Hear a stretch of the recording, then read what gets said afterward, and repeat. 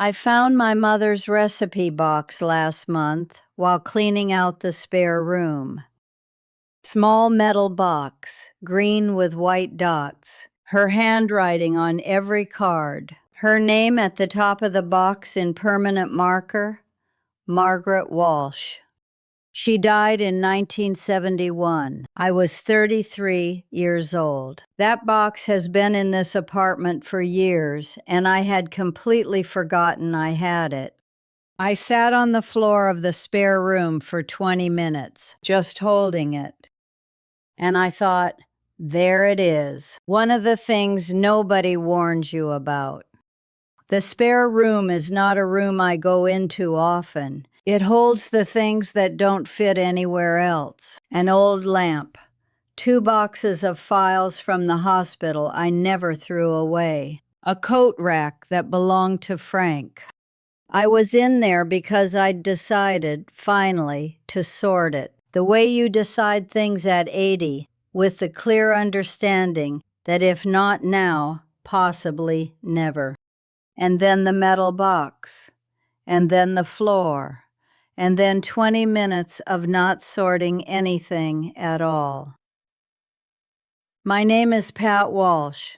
I'm 80 years old, and I want to talk about the things that are true about being this age that nobody says clearly. Not the dignified ones, the awkward ones, the ones that catch you off guard on the floor of the spare room.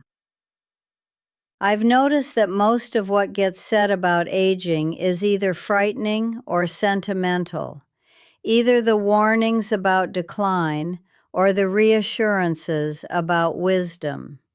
Neither one is quite accurate, or rather, both are partially accurate and neither is the whole picture. The whole picture is more complicated than that, more interesting in some ways, more difficult in others. Here is what nobody tells you. Number 1, you will outlive the narrative you built about your own life. By which I mean, at some point, the story you told yourself about who you were and what you were doing will end. The career chapter, over. The raising children chapter, over. The partnership, marriage or otherwise, chapter, over. And then you keep going, alive, present, with a working mind, but without the structure those chapters provided. Nobody prepares you for the chapter that has no name. I was good at being a hospital administrator, genuinely good. And then I retired and that was gone, and I had to figure out what I was without it. I thought I was doing well. I was managing my retirement with the same intensity I'd managed my departments. What I was actually doing was delaying the reckoning. The reckoning came anyway. It always does. What I mean by reckoning is this. At some point, the busyness stops working as cover.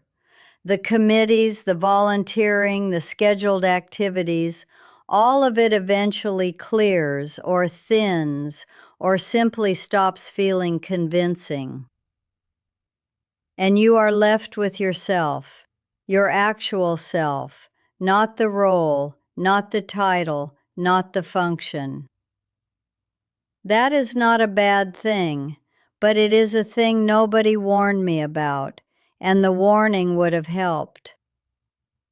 Because the question of who you are when you are no longer who you were is one of the more serious questions there is, and you arrive at it usually without preparation. Number 2, your body will become a problem you didn't ask for. I managed everything at work. I thought I could manage my body the same way. I'm very disciplined about diet and exercise now. I had a wake-up call that I've talked about before. But even with that, at 80, my body does things I did not consent to. My knees tell me about rain. My hands don't grip the way they used to. The stamina I took for granted at 50, which already wasn't what it had been at 30, has shifted again at 80. None of this is catastrophic. None of this is more than I can navigate. But nobody told me, clearly, plainly, without softening, that the body keeps a running tab, and at 80, the tab is visible. Every decision made at 40 and 50 and 60 shows up. I made some good decisions. I made some decisions I'm paying for now. There is a specific kind of negotiation that happens with an aging body. It is not dramatic. It does not announce itself. It arrives gradually, in adjustments. You stop taking stairs two at a time, not because of a decision, just because you no longer do. You plan routes differently. You rest more readily and without the guilt that used to accompany rest. And you learn, over time, the difference between the body complaining and the body reporting. Complaining, noise that passes. Reporting, information that requires a response. At 80, I am a better listener to my body than I have ever been. That is a skill I wish I'd developed at 50. I didn't. I was too busy. The body didn't seem to need management. It just needed to perform. It needed more than that. I understand that now. Number 3. The loneliness is real, and it's not what you think it is. I live alone. I've lived alone since my divorce in 1998. I am not by nature a person who requires constant company. I've always had a high tolerance for solitude. But the loneliness of 80 is different from the solitude of 50. It's not the lack of people. I have Michael. I have Karen. We're working on it slowly. I have a small circle at the senior center. The loneliness is specific.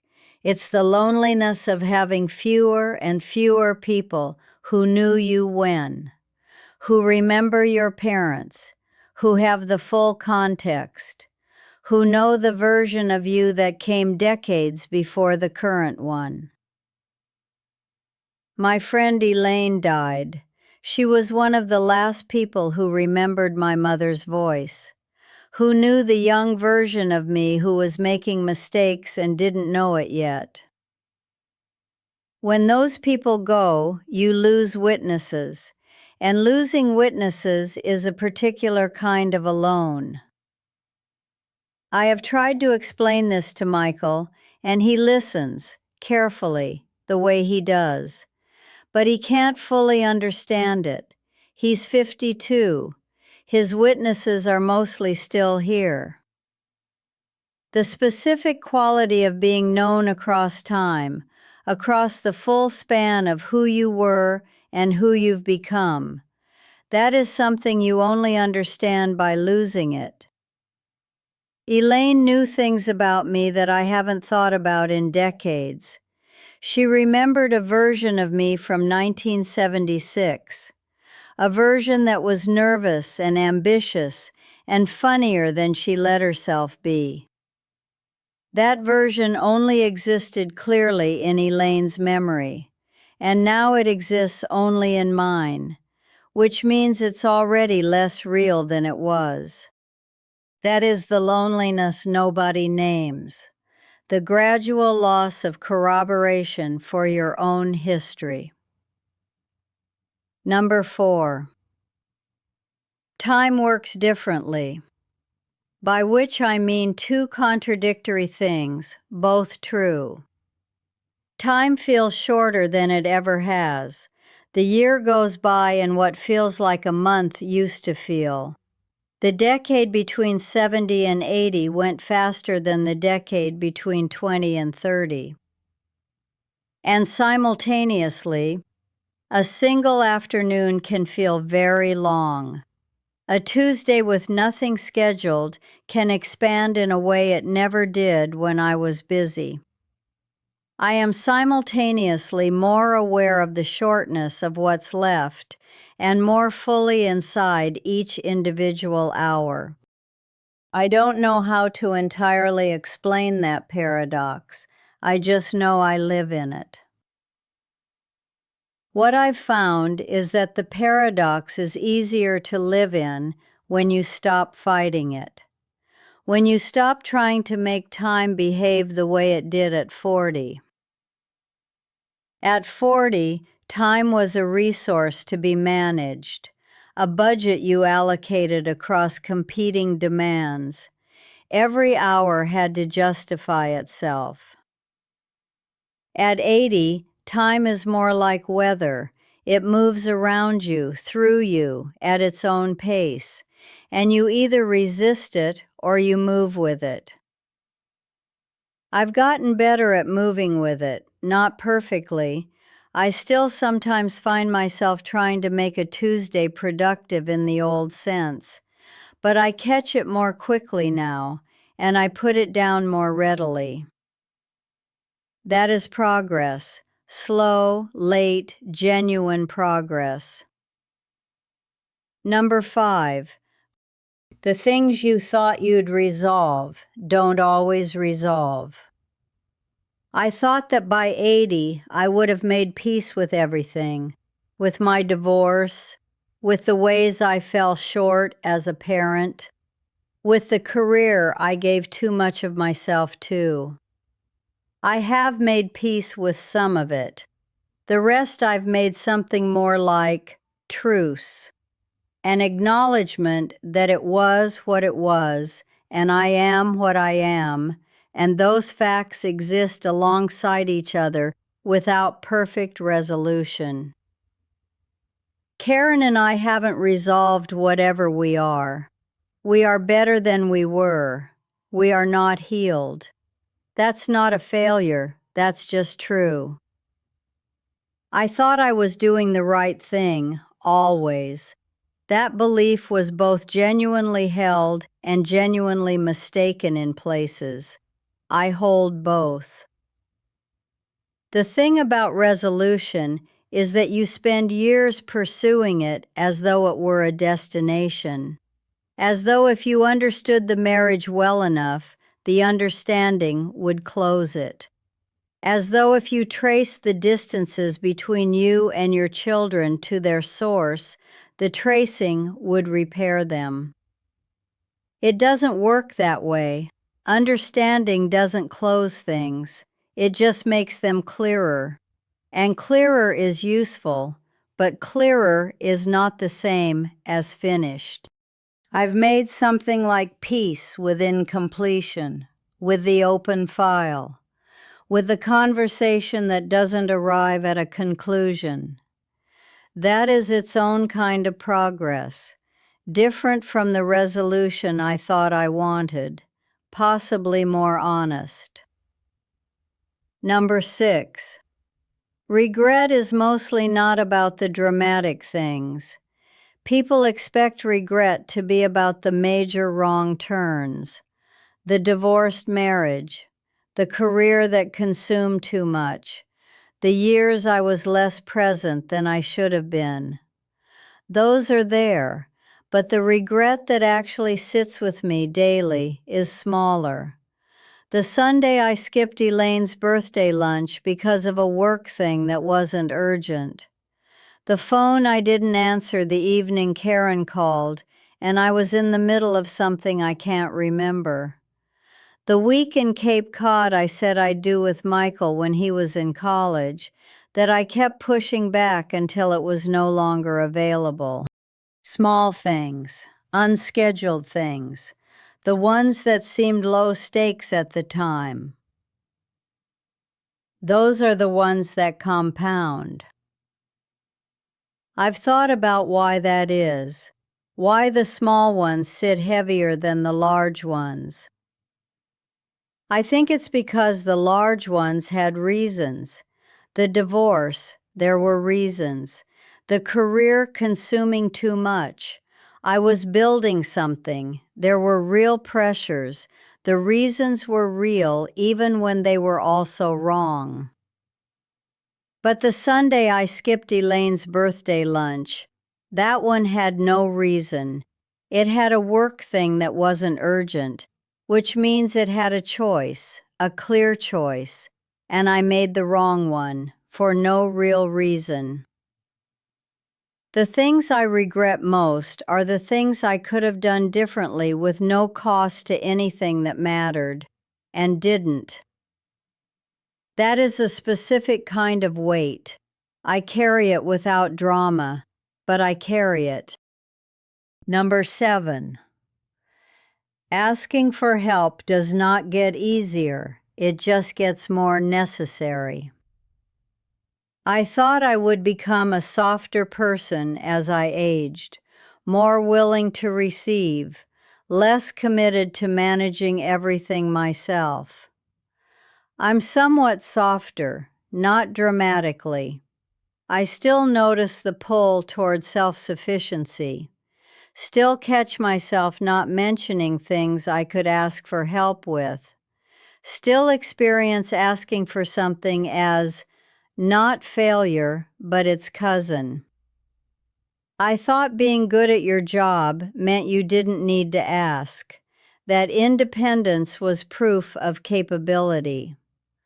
Nobody told me that being good at your job and knowing when to ask are both capabilities, not competing ones. Last spring there was a week when my knee was bad enough that walking was difficult. I said nothing to Michael for 4 days. Not because nothing was wrong, clearly something was wrong, because saying it would have made it real in a way that felt like giving up ground. He called on the 5th day and I told him. He was not alarmed, he was practical. He arranged for a neighbor to check in. He called the doctor's office himself. The whole thing took 20 minutes and cost me nothing. The 4 days of not saying it cost me 4 days of unnecessary difficulty. I know this, I know the math, and I will probably still do it again. That's the honest version. But I do it slightly less than I used to, and I catch it slightly faster, and that is apparently what progress looks like at 80. Number 8. Your relationship with money will become strange. I managed money with great discipline for 50 years. Saving, budgeting, investing conservatively, planning for scenarios. I was good at it. I have what I need. But at 80, the relationship with money shifts. You stop thinking about accumulation. You start thinking about what it's for. And if you spent 60 years accumulating carefully, the question, what's it for, can feel destabilizing. I bought Karen a plane ticket last year, unasked, just called and said, I want you to come visit. I'm paying for the ticket. That was harder than it should have been, because it felt like something a person who didn't have everything under control would do. Extravagant, unbudgeted. She came. We talked for 3 days. Nothing in my retirement account produced what that weekend produced. And I sat with that for a long time afterward, thinking about all the times the answer had been right there, spend the money, show up, close the distance, and I had chosen the spreadsheet instead. I'm not saying be careless with money. I'm saying that money saved past the point of what you need becomes something else. It becomes a habit, wearing the mask of security.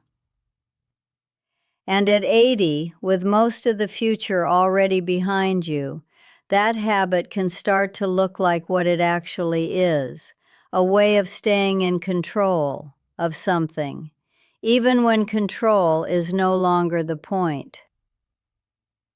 Number 9. You will find things you forgot you had, like my mother's recipe box, on the floor of the spare room. This is not sentimental, or not only. The longer you live, the more there is stored in drawers and boxes in the back of the mind. And with enough time, those things surface. Old friendships you stopped tending, old interests you shelved, old versions of yourself that you thought were finished. I sat on the floor of the spare room with my mother's recipe box for 20 minutes. Then I brought it to the kitchen. I made her lamb stew from her handwriting. I hadn't made that stew in 40 years. It tasted like something I didn't know I'd been missing. That's also something nobody tells you about being old. Sometimes things you thought were over turn out to have one more scene. I have been thinking about what else is in the spare room, not literally, though there is more in there to sort, but in the broader sense. What else did I put down and forget I'd put down? What old version of me is still waiting on the shelf? I used to paint watercolors, badly, as I've mentioned, but I used to do it. I haven't in years. I bought a new set of paints last week. That's a small thing, but I believe now that the small things are exactly the right size. Not the grand gestures, the small returns to what you quietly loved. The recipe box reminded me of that. My mother's handwriting, her name in permanent marker, Margaret Walsh. She would have been 112 years old this year. I don't know what she would have made of me, probably something complicated. We were complicated. But the stew was hers, and for the length of an afternoon, I was in her kitchen again, which is a gift I did not know was available to me. That is also something nobody tells you about being old. The past isn't gone, it's just in a box, waiting for you to go looking. These are the 9 things I'd tell someone younger, not to frighten them, not to discourage them, just so that when they arrive at the chapter with no name, with the body that keeps its tab, with the loneliness that is specific and real, they know they're not doing it wrong. They're just 80, and 80 is what it is. More than I expected, less than I feared, and very much worth being. I think the thing I want most for anyone listening to this is what I wish someone had told me at 50. Not the life advice, not the habits, not the list. Just this: the chapter with no name is real, it's coming, and you don't have to fill it with anything. It is allowed to be what it is. The spare room doesn't have to become something else. It's allowed to be a spare room, with a metal box on the shelf, and 40 years of lamb stew waiting to be remembered. If this resonated, leave me a comment. I read every one. And if you know someone navigating this season of life or approaching it, share this with them. Some things are easier when you know someone else has been through them.